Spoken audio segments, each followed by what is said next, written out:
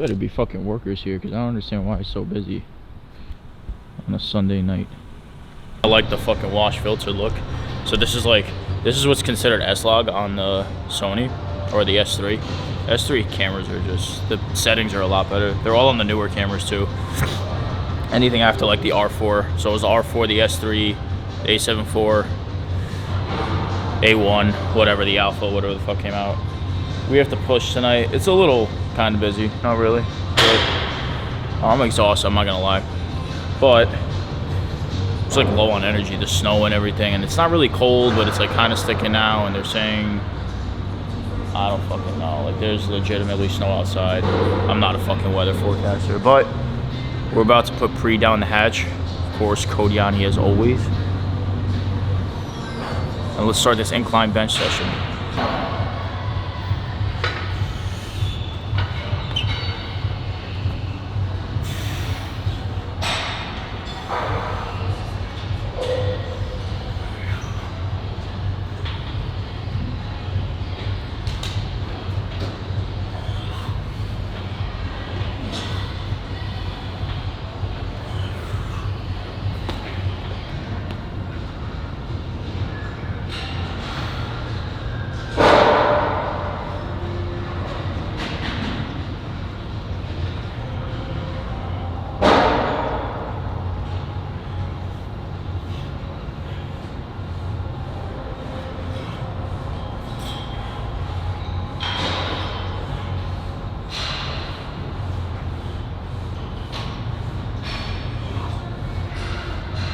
So we just finished, oh fuck, incline. So we did 80 for 2 sets of 6. I wasn't a fan. I always record like really low and it looks like I'm not going full range of motion, but that's just full range of motion for me without like blowing my fucking elbow out. So we narrowed it down and did 2 back downs at 10, really stretching. Just kind of after that did like a mobilizing shoulder movement to kind of get blood flowing to my shoulders, because I don't do shoulders on my push day anymore.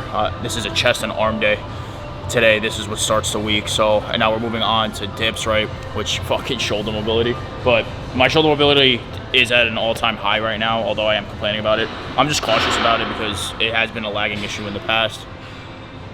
And moving forward, it's just like my front delts are constantly capping my chest. So it's like I need to be more mindful of it just as an athlete and to grow as an individual. I used to do dips religiously, but given that my shoulder mobility was at an all-time low and I was literally getting hurt, I kind of capped it for a little bit. But now it's getting better. Now I'm going to do it safely. It's just a lot more, it actually has nothing to do with the shoulder, and that when it comes down to lagging issues of said body part, it's usually the supporting muscle groups that are lacking. So I had a bad time or bad orientation in terms of retracting and depressing my scapula, and which makes perfect sense because of the damaged nerve in my neck. So like this side of my trap, a lot of times it doesn't activate. And I was talking about that with Andy in terms of like what we do moving forward. Is it acupuncture? Do I need someone to put a sledgehammer in my neck? It's like, I'm trying to figure that out, but just doing like prehab and constantly being mindful of like, hey, this is the said movement we have to look out for. My warm-ups are a little precautious and stuff like that. Pump cover came off, not too bad. So like you can see immediately, so my, like my caps are my caps are tilting. My front delt is like capping and stuff like that. I have a pretty good chest pump. Nothing like super crazy yet. It's getting a little cold now, but we're just getting started. So we're gonna set you guys down and get going on dip.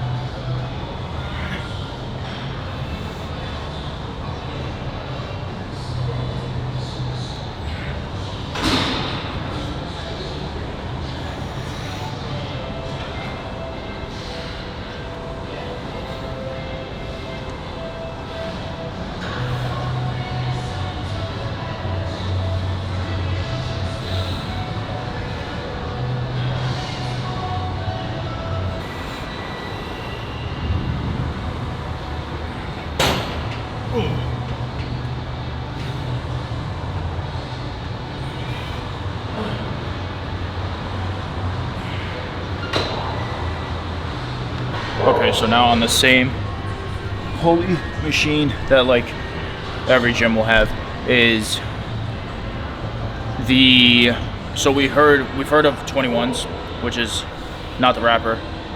The bicep curl variation, which is just 7 half from bottom to middle, 7 from middle to top, and then 7 full. We're doing the same kind of like concept in terms of like the number orientation. We're doing 7 high to low, 7 mid, and 7 low to high on cable flies, just to really stretch. You're not doing anything crazy. So on the top set, and I'll lay it over right here. On the top set we did, I believe it was 90 pounds. So me, I'm stronger from high to low. So that was the heaviest point of the fly in the 7s variation. From the drop down to the middle, we drop it down 1 stack, which is 20 pounds. So we went down to 70 and did 7. And then the lowest, again, because of my shoulder stuff, is my weakest point. So from low to high, we dropped down to 50 and did 7 as well.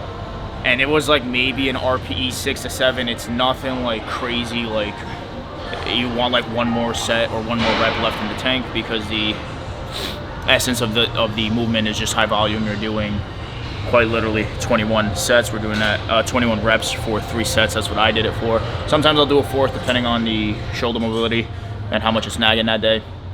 And then in the same platform, like quite literally, I can finish the rest of my workout here, but just for the sake of the video, we'll keep it moving. But I do like the constant tension on the bicep for the curl. So we're doing single arm for 7 on each side again. I will do, and because it's a double pulley system, the other pulley I'll set up on a higher rack and do a single arm tricep push down. And this is kind of warming my arms up now they're already pretty warm, but this is warming my arm ups now now I do 1 heavy bicep movement and 1 heavy tricep movement, which is gonna be something barbell. I'm thinking right off the top of my head is just stationary, just strict bicep curls. Again, strict in like quotations, not like so strict, but like on the heavier end, a little looser.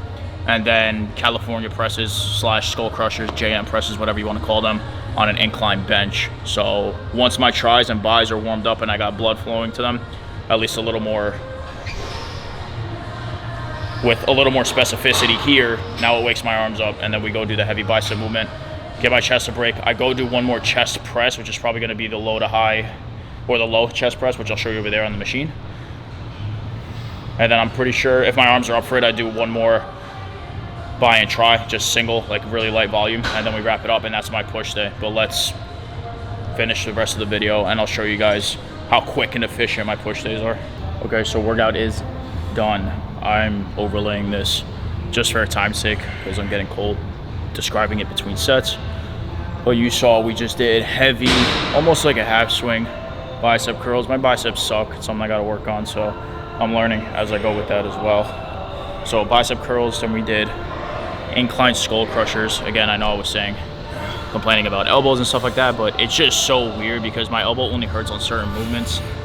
Still trying to figure it out. Not perfect, obviously, but still trying to figure that out as I go. Skull crushers don't hurt. I don't know why my elbow only hurts on certain things, even on dips and stuff like that. I think it is my shoulder, right? Because then, again, going back to my analogy before, wherever it stems down from is a lacking muscle group. So I think it has something to do with that. And then we finished with heavy, again, heavy, you can't see it, in parentheses, of the low chest press in relativeness to how fatigued I was throughout the workout. So pressing whatever that was, 45 and a quarter, I mean 45 and a quarter on each side for a set of 8. Again, really focusing on full just scapular retraction and fully extending without externally rotating my shoulder forward to fully get that last piece of like squeeze out of my chest, if you will. And then we went and did, which I didn't record, just single bicep curls,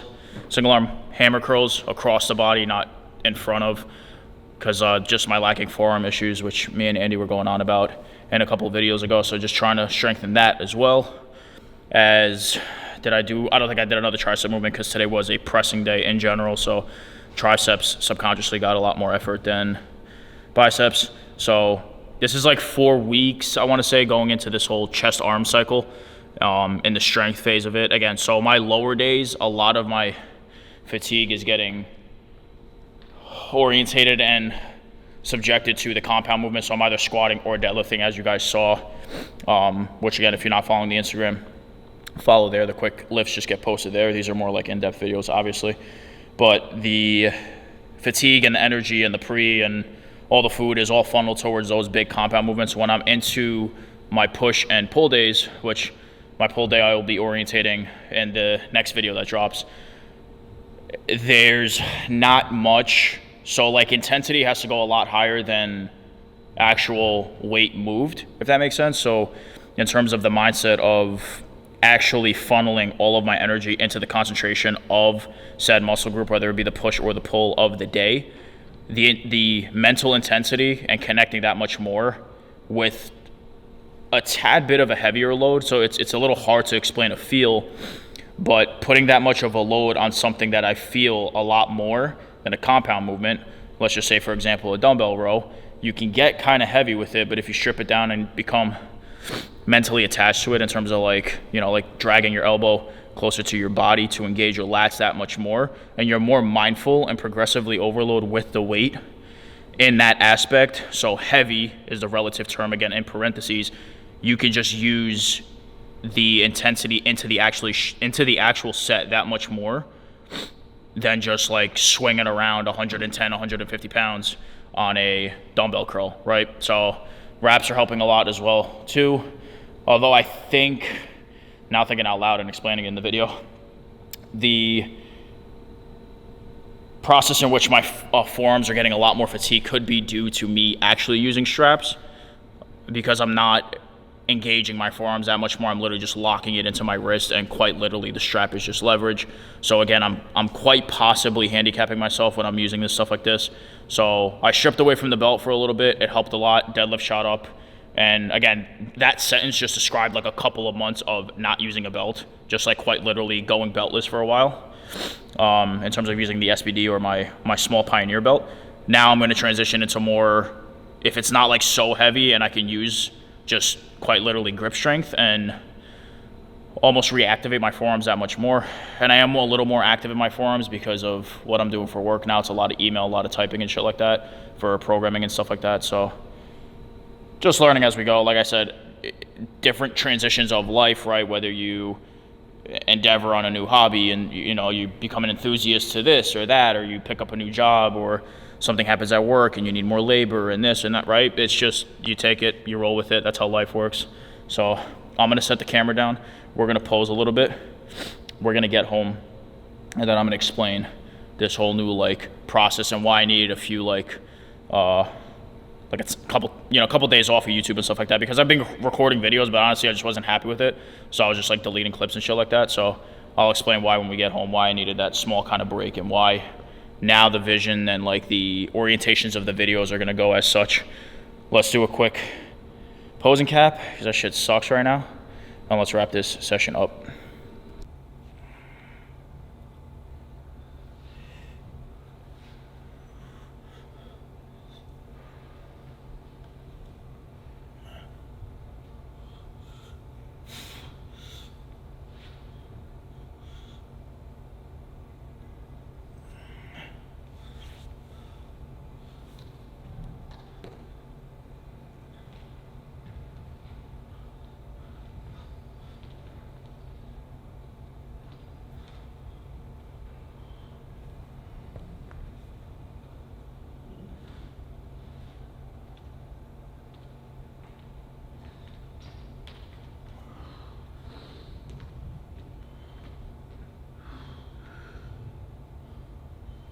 Not bad.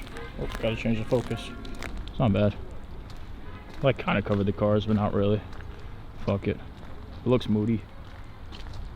Let's go home. Drive safe. Or don't. Damn, even in S-Log, this shit is fire. I don't even know what it's called. Anyway, we're home. We just made a quick tuna melt. Oh, we gotta pause this, actually. Tuna melt. So this is actually... I gotta be really quiet because it's late, but this is my new layout. Okay, so bed was there, couch was there. So we moved the couch here because the bend and the open seat is like missing there, and this is a closed section, so kind of following the orientation of the room.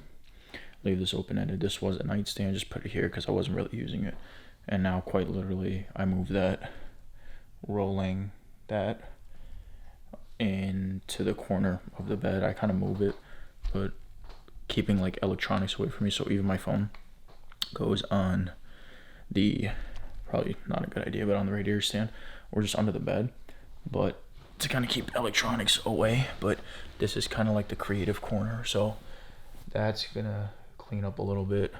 I still gotta get some of the GTR stuff up to Tommy, which is over there, but you can kind of imagine once that clears out, put like a desk there. And I don't know if I told you guys, but the room's kind of split uneven, so this is the smaller side. So this is kind of what I've envisioned long term anyway, because considering that's the bigger side, this will be like this, my side will be like the storage side of things, and that'll be like the creative corner. So all of the monitor and stuff like that, which I'll have Andy and Mike build me in the off season for like content and shit like that, will go in that corner. The guitar obviously just go in the corner, that'll clean up. So when I tell you that's literally all GTR stuff, like as soon as I go up to Tommy's like every other day, honestly, so it's like I literally just forget, so I gotta stop being a dumbass and just pack the Jeep and take it up. But I gotta do some work now. We're gonna start setting up the boards. I kind of measured this area right here above the nightstand to see if I can get one. I was also playing with the idea of possibly getting one right there above the thermostat in the hallway, just kind of like where the visual, so like what I want to do, like kind of starting with the channels moving, or with the videos on the channel moving forward, is like the bed's right there too. So one of my infamous posters of like the GTRs is behind that, like on that far wall. So when I wake up on that side, the first view is the GTR and stuff like that. And what I want to start pushing forward is kind of like how I orientated my mindset, and like just little stuff like that. I'm not gonna be so like hoaxy and like, you know, but it's just what I did growing up, what helped me. So I'm just gonna start showing you guys quite literally what I did and how to help you guys. But I hope you guys liked the push day. Tomorrow I'll be orientating the pull day. This is gonna be ending the push day video because I feel like there was just a lot more in depth. I was gonna do like a time lapse of me like working right now, because this is usually when I do most of my work for clients / set up the week and stuff like that. So that might be either like the end of this video or the start of the next video. But I do kind of want to just show you guys that, because that's literally what I do every night. Midnight snacks, and because if I'm hitting late gym sessions, my biggest meal is post. And as soon as I eat, I can't really like sleep. So I'll shower, take it nice and slow, make the meal. Today was Sunday, so was it Sunday? Yeah, today's Sunday, so a little easier. Like I was home the whole day, so most of my food was done throughout the whole day, so I don't need a massive meal right now. But throughout the week, like that's usually double the calories. Not just like a tuna melt and chips. Tuna, Doritos never miss. Spicy nacho? No, sweet chili, spicy chili. But yeah, now I'm rambling. So yeah, a lot of like new weird stuff coming along. I want to professionalize the channel, I guess, if that makes sense, or come at it at a more professional way. Still keeping the same energy, the same fuckery, but just that added like flair to it, because there is a lot of stuff coming into the new year, ending this year, coming into the new year, that we've already like, this year is not over yet. Like December, there's a couple of days left till 2023, and we got a lot to do. So and a lot of that is prerequisite for January and setting up all that stuff. So be sure to like, comment, and subscribe, and we will catch you guys in the next one.